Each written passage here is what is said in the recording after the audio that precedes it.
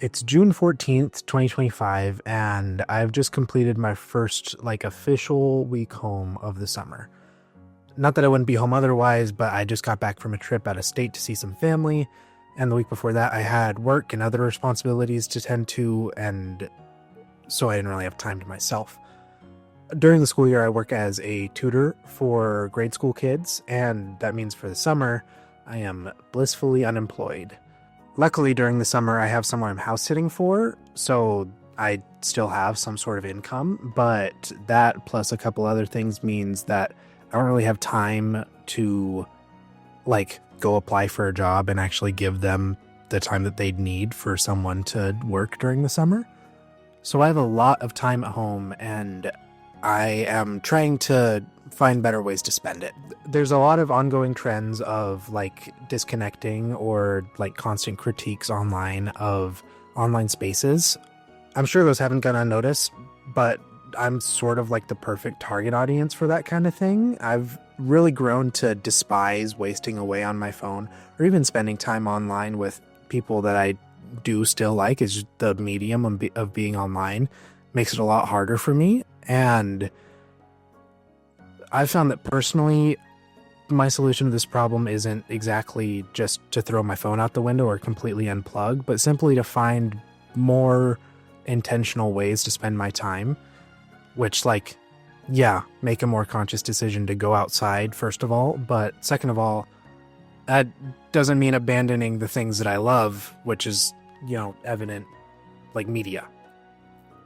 So the idea is I'm going to talk to a camera about what I spend my week doing instead of just spending my time doing whatever, because that means that I have to do something interesting because I have to have something interesting to say about it in order to keep the digital journal going.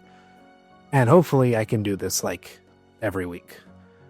Anyways, I should get on with it. Each week I plan on having at least 3 games to talk about, and I don't have any rules about repeats or anything, but I'll at least try to keep it sort of interesting when I keep talking about the same games repeatedly, because not everything is a week-long endeavor. Game number 1 this week is Xenoblade Chronicles 3D for the 3DS. Genuinely, I've wanted to play this game for so long, ever since I saw the reveal trailer for Smash 4 that had Shulk in it. I thought that he was dope as hell, and I wanted to find out what his deal was, but I didn't really look into the series until after Xenoblade 2 came out.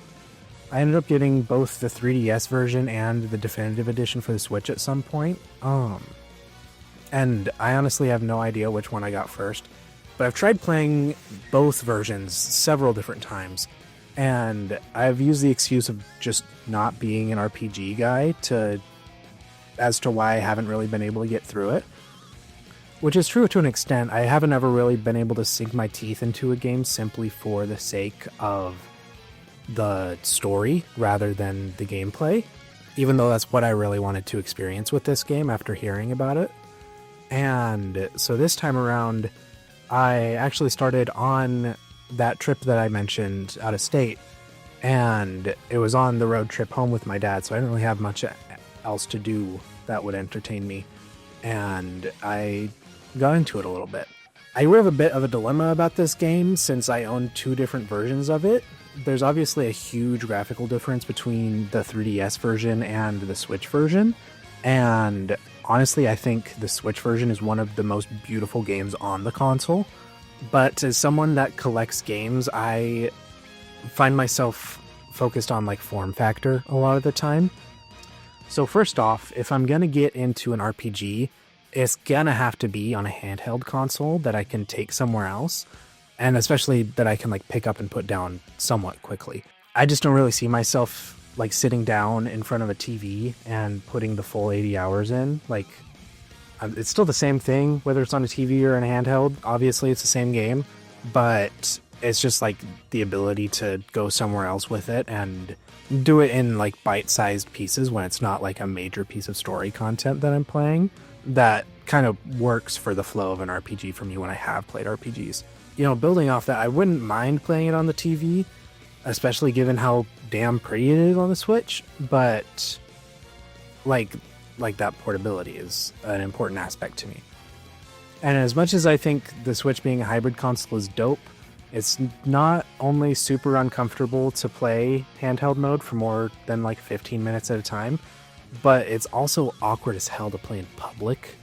Like, I could take a 3DS out of my pocket waiting for takeout somewhere and play something low stakes, and I just look like everyone else in there waiting, sitting on their phone. Like, that's a societally normal thing to do.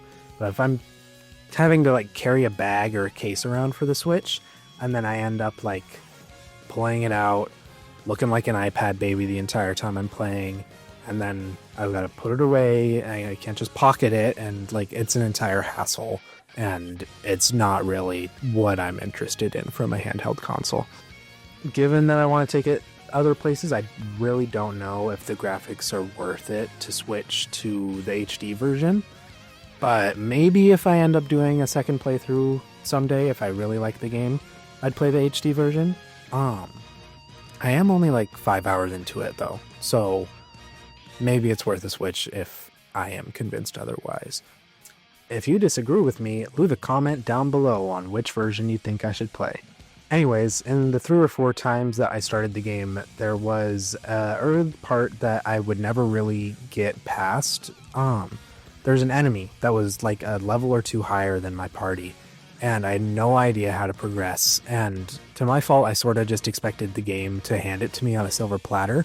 The only RPGs I've gotten through are Pokemon games, and I think I put upwards of like 80 hours into Pokemon Alpha Sapphire and Pokemon Ultra Moon, and I did unfortunately have the displeasure of playing through the entirety of Pokemon Scarlet when that came out, but that was because I was playing with a friend as well.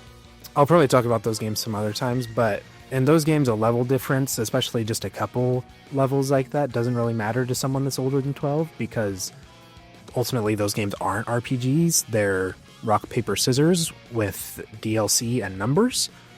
And so I didn't really have much to go off with those games, but evidently Xenoblade is not glorified rock, paper, scissors. And so this level 8 Iron Bunnet was a wall that I didn't want to let stop me this time. So I went in and out of the cave that was in, killing fodder enemies until I gained a couple more levels and matched it.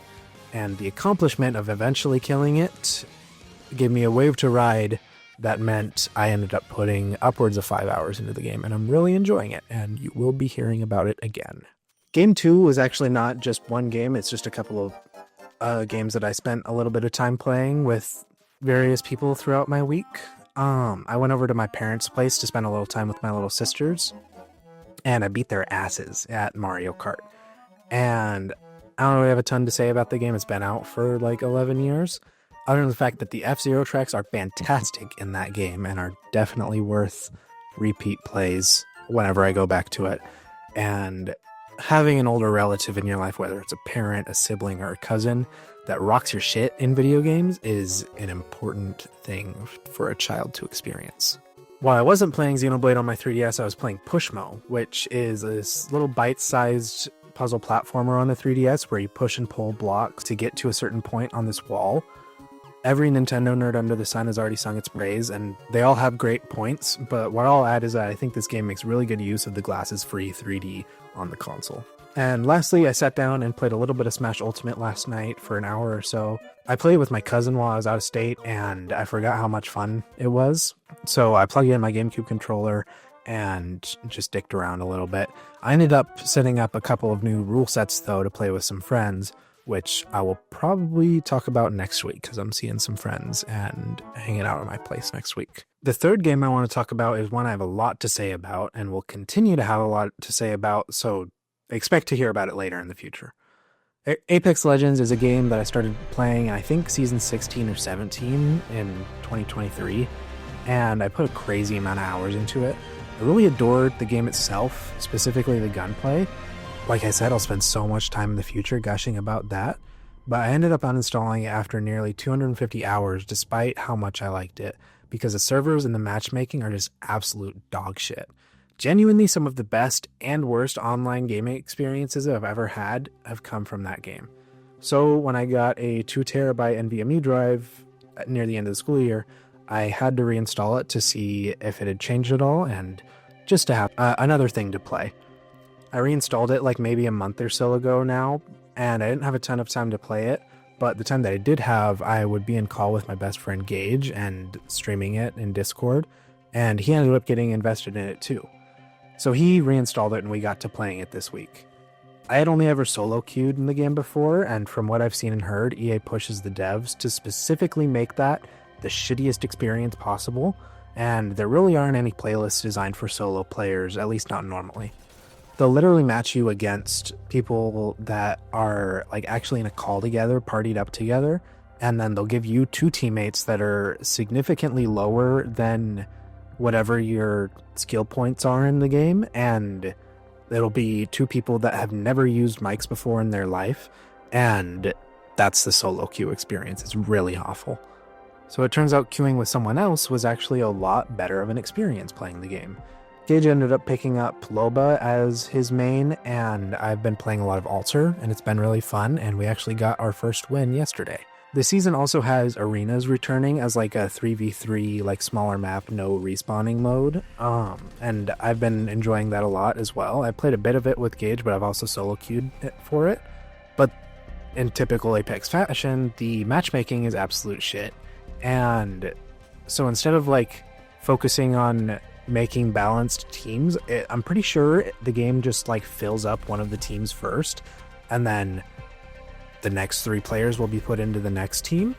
And so sometimes you'll literally have games where there's only one team and then there's 0 players. You just have to wait 15 seconds for you to get the win, for it to register that there's not other players. But sometimes there's also like 1v3 or 2v3 situations, and I got into a few lobbies like that, and I've been putting the clips up. But I'm going to play a full one now because it was pretty funny, and the other team actually like recognized that I was a solo queue and didn't just hunt me down immediately.